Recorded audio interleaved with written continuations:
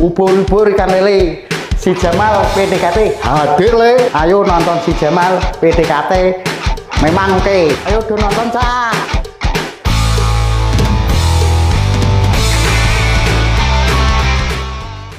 Assalamualaikum warahmatullahi wabarakatuh. Halo sahabat Si Jamal PDKT, kembali bersua kita di acara Si Jamal PDKT, siaran Jumat malam, podcast kesehatan Dinas Kesehatan Kabupaten Blora. Di mana siaran ini memberikan informasi, edukasi, serta promosi tentang semua kesehatan. Sebelum kita mulai acara Si Jamal ini, perkenalkan nama saya Diah Ayu Retno Yuliastuti, di mana saya bekerja sehari-hari di ruang IGD Rumah Sakit Dr. R. Suprapto Cepu sebagai perawat. Nah, apa yang akan kita sampaikan materi hari ini? Yang jelas materi hari ini sangat menarik. Materi hari ini tentang suatu penyakit di mana mitos-mitos yang beredar di masyarakat, kepercayaan yang beredar di masyarakat itu membuat penyakit ini itu sangat mematikan, sangat ditakuti, dan dikira masyarakat itu penyakit ini tidak bisa disembuhkan. Nah, kita bahas tentang mitos atau fakta tentang kanker atau kanker. Nah, untuk narasumber kita hari ini, yang jelas beliau adalah seorang dokter spesialis penyakit dalam dan mempunyai sertifikat kompetensi sebagai fellow onkologi, dan yang istimewa beliau juga seorang hafiz Quran. Masya Allah. Marilah kita sapa dulu beliaunya. Selamat pagi dokter. Selamat malam dokter. Selamat malam. Selamat malam. Waalaikumsalam. Nah, beliau adalah Dr. Supandi Hasan, spesialis penyakit dalam, fellow onkologi. Sehat ya dok? Alhamdulillah sehat. Terima kasih dokter, udah rawuh menemani saya. Terima kasih Mbak. Beliau sehari-hari bekerja di Rumah Sakit Umum Dr. R. Suprapto Cepu, buka poliklinik ya dok ya setiap pagi. Penyakit dalam. Hari Senin sampai Kamis. Hari Kamis, oke. Tapi jamnya kalau Senin sampai Kamis jam 10 sampai jam 14 Mbak. 14. Kalau Jumat pagi, lebih pagi lagi. Jam 8 sampai jam 11. Ya, silakan daftar. Oke dok. Hari ini kita membahas tentang mitos atau fakta tentang seputar kanker ya dok ya. Mungkin kalau boleh saya tahu dok, menurut data untuk kanker sendiri itu berapa persen sih dok? Untuk khususnya di Jawa Tengah mungkin ya dok ya, itu penderita kanker itu ada berapa banyak ya dok? Sama itu mungkin urutan sebagai penyakit penyebab kematian dok. Ya. Jadi kalau kita lihat secara global dulu ya Mbak. Secara global dulu sesuai data dari Globocan, Global Burden of Cancer Study tahun 2022, itu datanya kasus baru itu sekitar 20 juta secara global. Kemudian kematian akibat kanker itu sendiri secara global itu sekitar 9,7 juta. Tapi kalau kita lihat di Indonesia sendiri, data dari Globocan tahun 2022 itu sekitar kasus baru sekitar 390 ribu kasus baru. Kemudian kematian akibat kanker itu sendiri sekitar 320 ribu kematian akibat kanker. Dan saat ini kanker itu menjadi masalah utama kesehatan di Indonesia, dan dia menjadi pembunuh kedua setelah penyakit jantung. Oh ya. Gitu. Mengalahkan stroke ya dok ya? Mengalahkan stroke. Jadi kanker itu menjadi pembunuh kedua setelah penyakit jantung. Oleh karenanya kalau kita lihat secara spesifik di Jawa Tengah, kejadian kanker itu sendiri terutama yang paling tinggi datanya itu adalah kanker payudara. Dari data 2021 itu ada trennya Mbak sampai 2022 ya. Karena data yang saya dapatkan itu yang tertulis itu dari 2021 sampai 2022. Pada tahun 2021 kanker payudara itu sendiri di Jawa Tengah itu sekitar 8.000 sekian. Dan di tahun 2022 itu sampai naik sekitar 10.044 kasus gitu. Jadi meningkat terus. Kemudian yang kedua yang menempati peringkat kedua di Jawa Tengah itu sendiri adalah kanker serviks, leher rahim.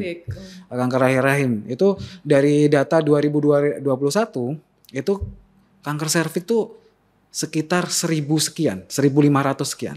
Dan menaik secara signifikan di tahun 2022 itu sekitar 2.500 sekian. Jadi naiknya signifikan banget. Makanya kenapa bisa terjadi kayak gitu? Karena awareness kita terhadap cancer itu masih rendah sekali gitu. Jadi mungkin kita sebagai tenaga kesehatan, kemudian yang tugas kita adalah untuk mengedukasi masyarakat kita gitu ya. Masyarakat kita tentang kanker itu sendiri mungkin masih kurang. Jadi makanya masyarakat kita tuh kalau ada benjolan atau ada masalah dalam tubuhnya yang kira-kira itu mengarah atau sugestif kanker kayak gitu, justru takut datang periksa ke dokter ya, gitu. Bener dok. Karena mitosnya banyak banget, makanya hari ini kita bahasnya tentang mitos atau fakta. Gitu. Bener. Tadi dokter menjelaskan ada 2 cancer ya dok ya, yang tertinggi itu cancer payudara sama CA cervix ya dok ya, CA cervix. Perempuan semua ya dok ini ya? Iya perempuan semua. Perempuan ya. Jadi bukan maksud diskriminasi ya Mbak Cepi, memang perempuan tuh spesial karena jumlahnya juga lebih banyak daripada laki-laki gitu. Kenapa dia tingkatnya lebih tinggi ya, jumlahnya lebih tinggi gitu. Tapi untuk kanker payudara itu tidak hanya menyerang pada wanita ya dok ya? Iya. Bisa saja juga menyerang laki-laki ya? Laki-laki juga. Iya. Jadi kalau mitos kanker payudara tuh cuman perempuan, tapi ada 1% itu menyerang laki-laki, gitu. Jadi cuma 1%, tapi emang 99% perempuan. Gitu. Sesuai data gitu, literatur gitu. Okay. Gini dokter, kalau kita lihat kenaikannya begitu tinggi ya dok ya, mungkin lifestyle ya dok ya, salah satu penyebab dari banyaknya kanker yang diderita oleh pasien-pasien saat ini ya dok. Sekarang kita bahas tentang gula ya dok ya. Nah, mitos atau fakta dok, kalau gula itu membuat kanker itu semakin buruk dok? Sebenarnya itu mitos ya. Oh mitos ya itu? Mitos.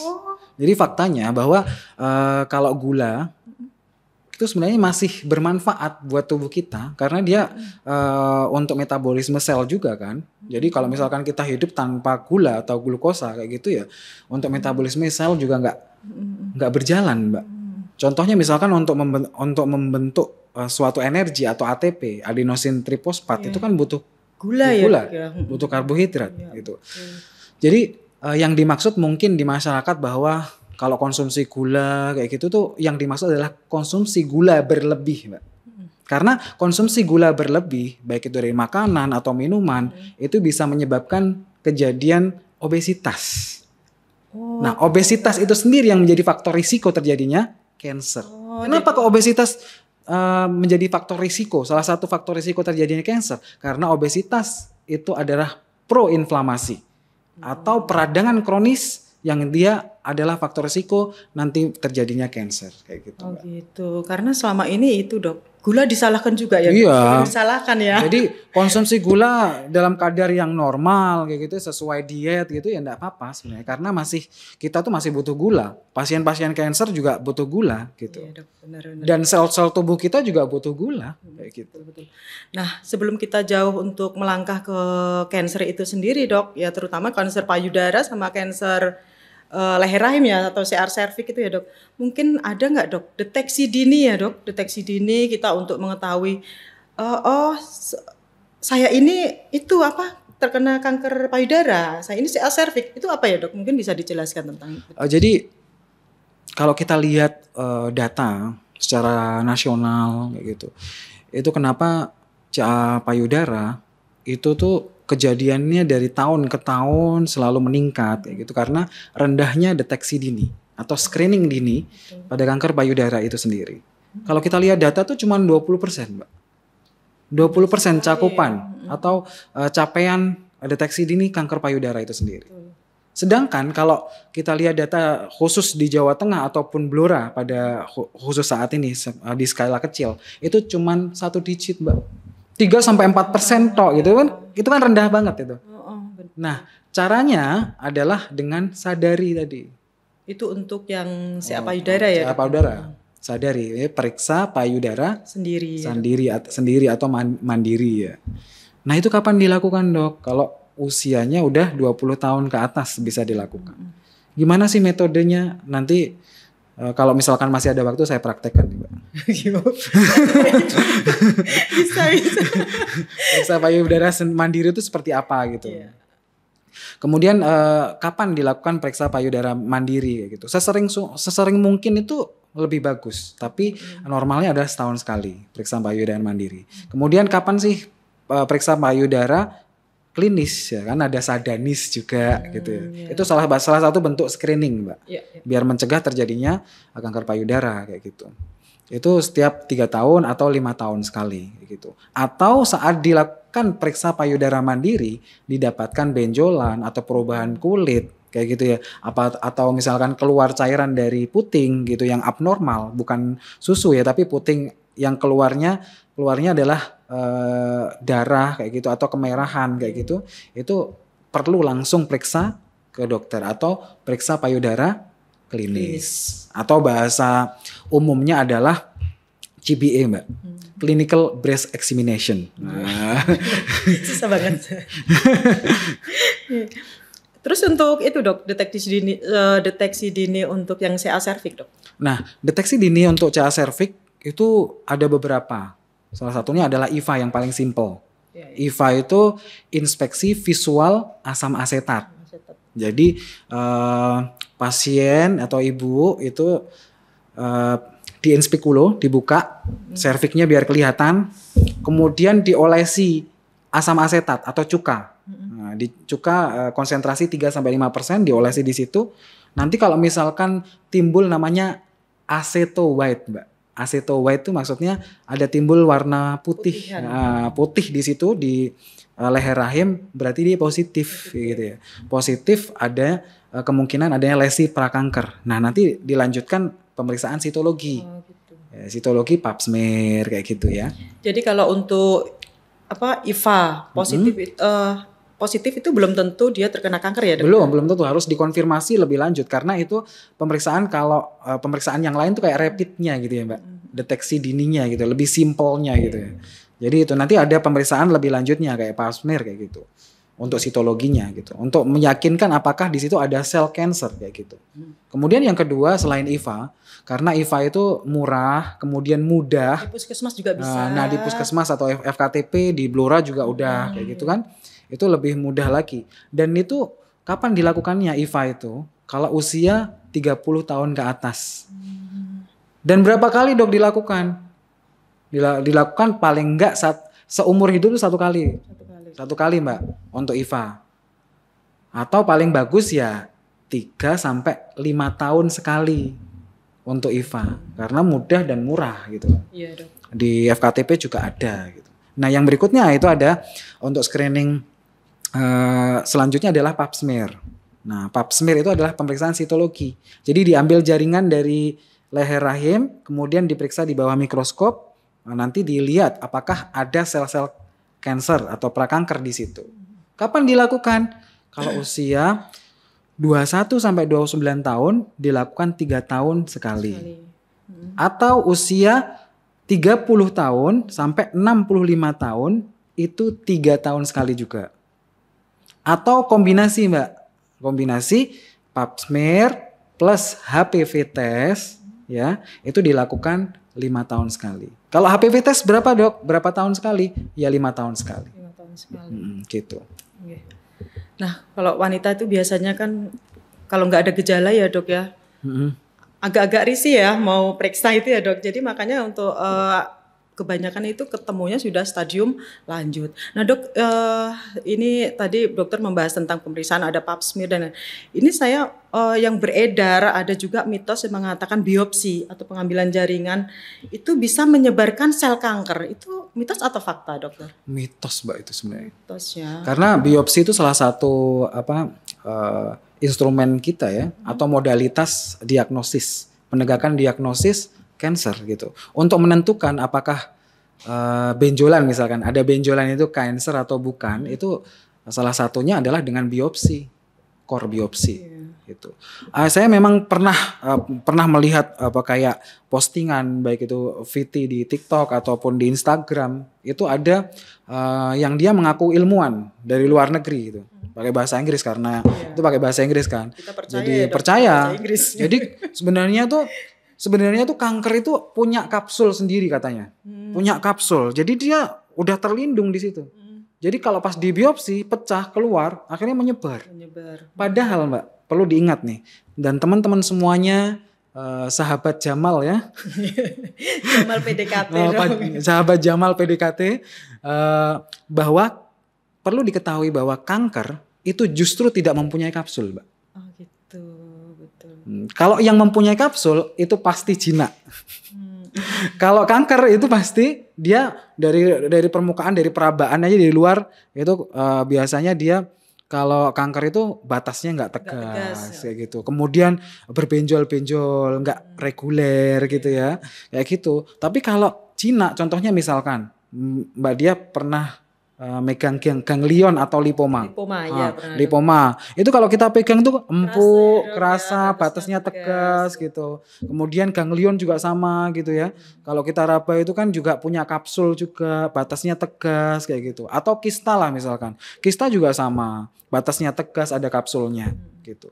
Justru yang dikatakan yang mengatakan ilmuwan tadi dari luar negeri tadi kalau di biopsi kemudian kankernya itu menyebar itu sebenarnya mitos banget. Dan itu menyebabkan apa? Peningkatan kasus kanker di Indonesia karena rata-rata sekitar 100 juta masyarakat Indonesia itu pengguna TikTok, Mbak. Iya benar. Jadi akhirnya dia datang ke dokter sudah stadium advance, stadium lanjut atau stadium metastasis atau stadium yang sudah stadium akhir, stadium terminal kayak gitu. Disayangkan sekali gitu. Salah satunya saya pernah mungkin sahabat Jamal PDKT mungkin saya sharing aja dulu pas saya sekolah onkologi di Karyadi. Itu wanita usia 39 tahun. Itu takut dibiopsi, Mbak. Karena takut menyebar itu tadi. Takut menyebar salah satunya. Dia breast cancer. Kemudian sampai pecah ya. Pecah payudaranya kayak gitu. Kemudian di USG sama datang ke dokter sebelumnya di rumah sakit Kudus saat itu. Di USG dokternya curiganya udah metastasis atau stadium akhir gitu, stadium 4. Ternyata benar. Sudah ada multiple nodul hepar. Jadi udah menyebar ke liver, banyak nodul-nodulnya. Karena apa salah satunya? Dia percaya bahwa ketika dibiopsi sama dokter onkologi saat dia di USG payudara, itu ada benjolan dan itu biratnya birat 4, Mbak, saat itu. Kalau birat 4, kalau payudara itu harusnya dikonfirmasi dengan biopsi karena dia sugestif terjadinya kanker payudara. Nah dia nggak mau karena lihat TikTok tadi. Nah akhirnya setahun kemudian dia datang stadium metastatis atau stadium lanjut atau stadium terminal kayak gitu. Kan kasihan usia masih 39 tahun kayak gitu. Gitu Mbak Dia, jadi mitos ya. Jangan percaya semua yang ada di TikTok. Nah Dok, lagi ya orang itu kan kalau biasanya kalau misalnya saya ya Dok ya, misalnya amit-amit ya Dok ya, semoga aja enggak ya. Amin. Didiagnosa cancer Dok, cancer. Terus pasti kan tetap stres kan Dok, tetap stres, pikiran negatif, nanti saya meninggal gimana, ninggalin anak-anak suami gitu ya Dok ya. Kalau suami mungkin bisa juga lagi. Nah itu seperti stres, pikiran negatif itu fakta atau mitos Dok, kalau pikiran negatif sama stres itu bisa memperburuk keadaan seseorang yang memiliki kanker? Ya itu mitos sih sebenarnya. Kalau secara langsung ya, sebenarnya mitos. Tapi secara tidak langsung itu fakta. Karena saat kita stres itu memicu hormon stres ya, hormon kortisol, kemudian memicu inflamasi juga kayak gitu. Nah, inflamasi juga menyebabkan terjadinya kanker atau misalkan sudah kanker itu juga memperburuk kanker gitu. Tapi secara tidak langsung, Mbak, sebenarnya. Jadi itu mitos ya. Mitos. Tapi kalau terjadi stres benar kita bisa menurunkan kita juga imunitasnya turun, kemudian otomatis kankernya juga semakin parah kayak gitu.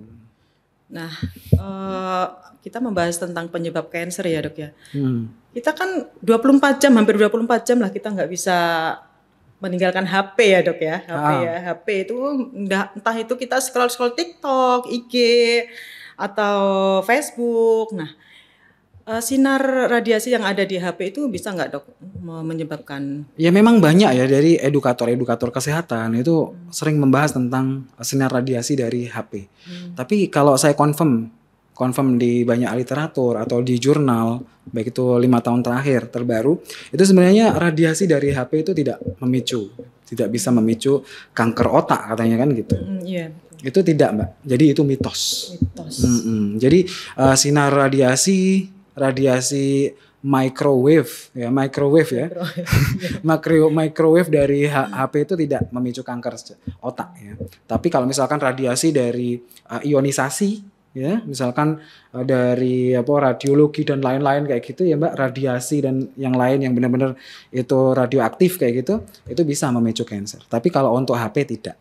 Tidak ya dok. Jadi boleh ya dok 24 jam HP-an terus? Ya enggak juga Mbak. Oh enggak boleh ya? Kan ada screen time ya. Oh iya. Kalau sesuai panduan WHO kan screen time udah ada. Iya. Screen time gitu. Iya dok.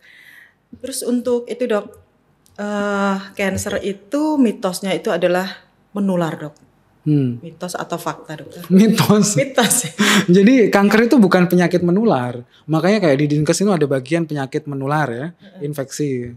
Penyakit menular, ada penyakit tidak menular. Nah, kalau di Dinkes itu ada bagian penyakit tidak menular termasuk kanker. Kanker itu ya dok ya. Jadi penyakit kanker itu tidak menular. Kalau diturunkan memang secara genetik bisa, tapi kalau menular tidak.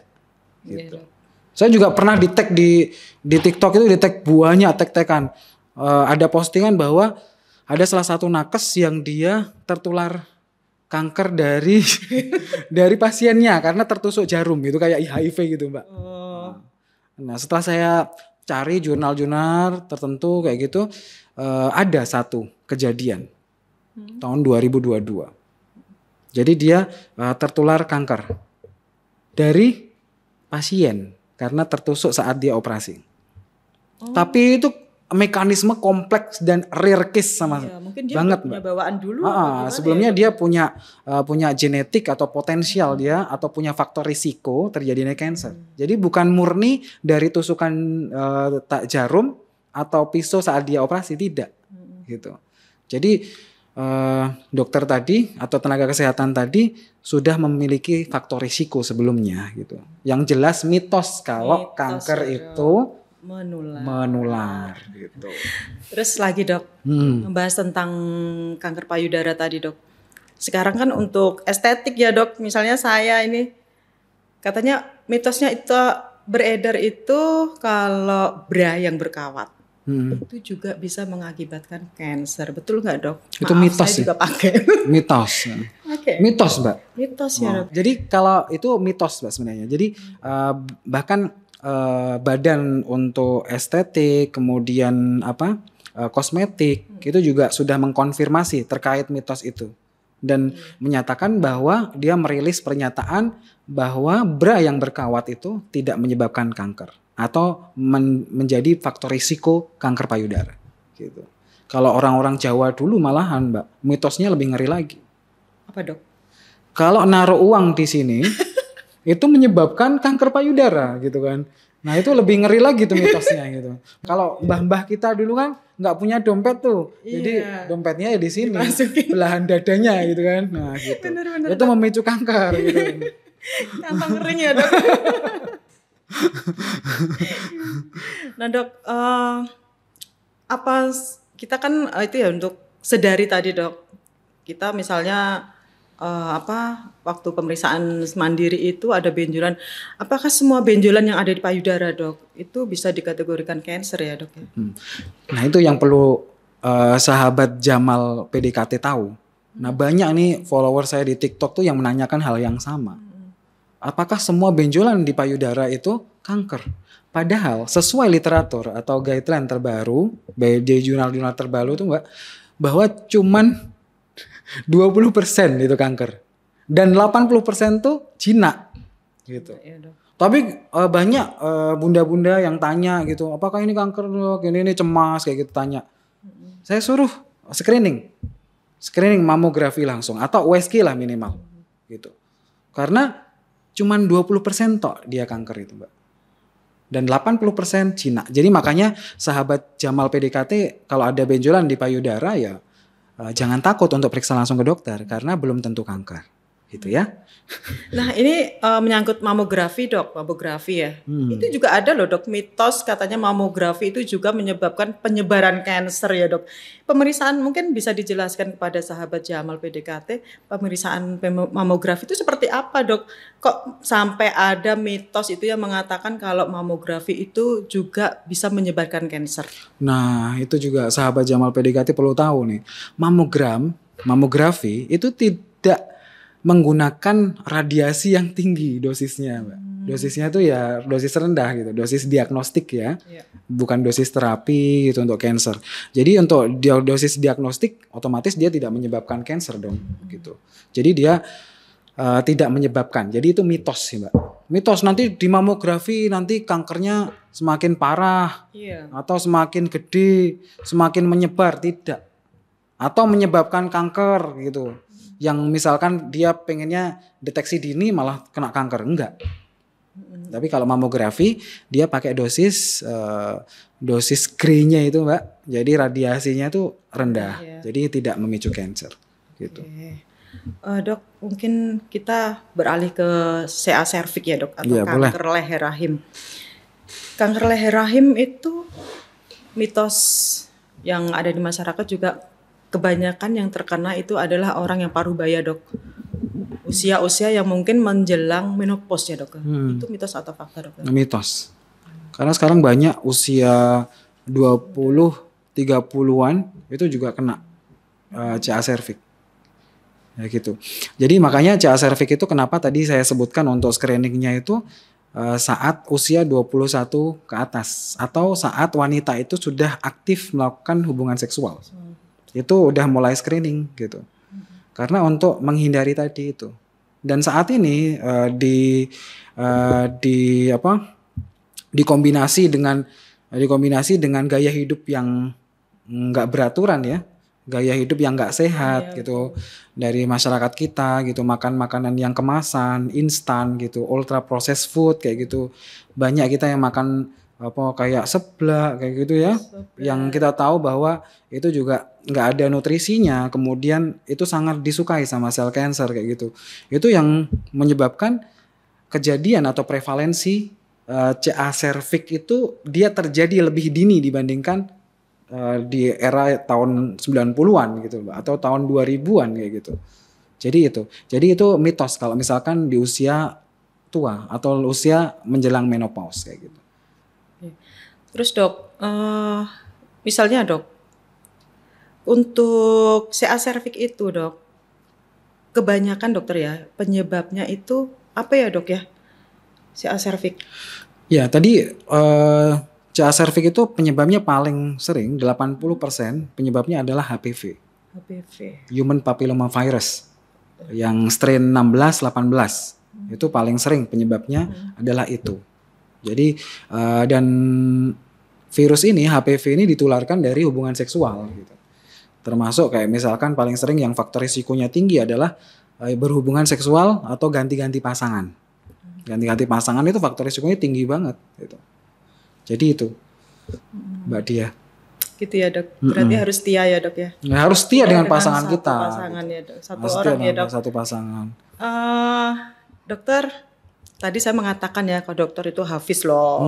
Mungkin bisa kita untuk intermezzo aja. Mungkin ada satu surat yang mau dokter. Satu surat bacakan. Ya. Surat cinta maksudnya. Surat cinta. Surat dari Al-Quran dokter yang mungkin berkaitan dengan penyakit atau apa dokter? Apa ya dokter? Iya, yang berkaitan dengan penyakit paling sering adalah termasuk kanker Mbak. Termasuk kanker itu sebenarnya kan dari gaya hidup kita gitu. Iya, sebenarnya kita kena kanker ataupun tidak itu bukan keniscayaan, tetapi pilihan. Iya, kita memilih untuk hidup sehat atau memilih hidup yang nggak sehat gitu kan. Kalau hidup nggak sehat pasti nanti penyakit berdatangan. Bukan saat ini tapi di masa yang akan datang. Sama, kanker juga bukan saat ini tapi di masa yang akan datang kanker itu akan berpelan-pelan dia akan muncul gitu.